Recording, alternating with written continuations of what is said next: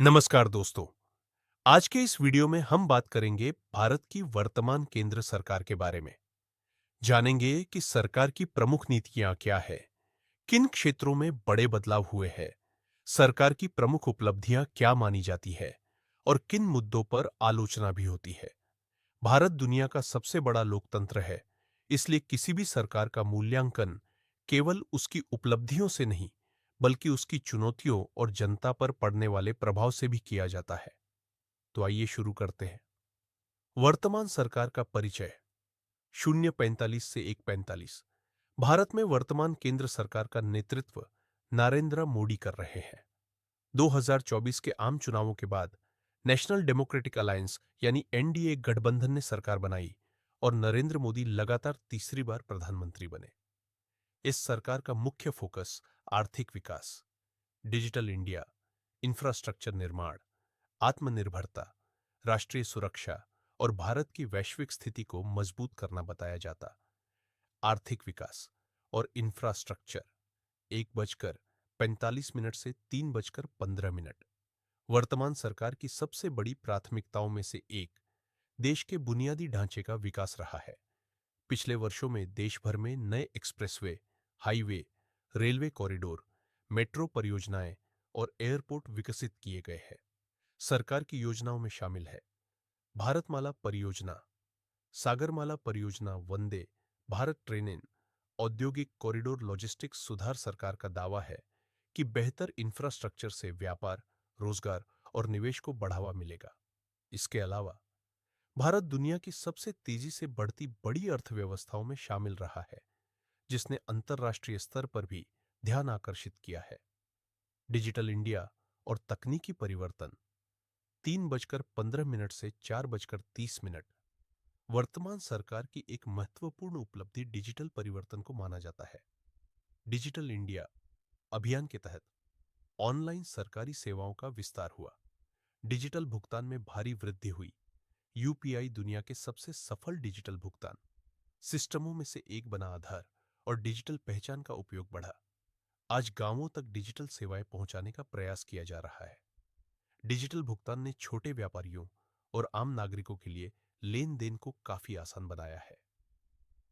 विदेश नीति और वैश्विक भूमिका। 4:30 से 5:45। विदेश नीति के क्षेत्र में भारत ने अपनी उपस्थिति मजबूत करने का प्रयास किया है। भारत ने G20 की अध्यक्षता की, कई देशों के साथ रणनीतिक साझेदारी बढ़ाई, रक्षा और व्यापार सहयोग का विस्तार किया, वैश्विक मंचों पर विकासशील देशों की आवाज उठाने की कोशिश की। सरकार का मानना है कि भारत को वैश्विक शक्ति के रूप में स्थापित करना उसकी प्रमुख प्राथमिकताओं में से एक है। राष्ट्रीय सुरक्षा। 5:45 से 6:45। राष्ट्रीय सुरक्षा वर्तमान सरकार का एक प्रमुख विषय रहा है।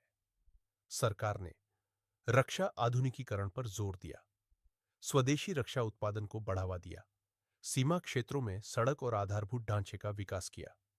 सरकार का कहना है कि मजबूत सुरक्षा व्यवस्था देश के विकास के लिए आवश्यक है। सामाजिक कल्याण योजनाएं। 6:45 से 7:45। सरकार ने कई सामाजिक योजनाएं भी चलाई है, जिनका उद्देश्य गरीब और मध्यम वर्ग के लोगों को सहायता प्रदान करना है। प्रमुख योजनाओं में शामिल है प्रधानमंत्री आवास योजना, उज्ज्वला योजना, आयुष्मान भारत, जल जीवन मिशन, किसान सम्मान निधि।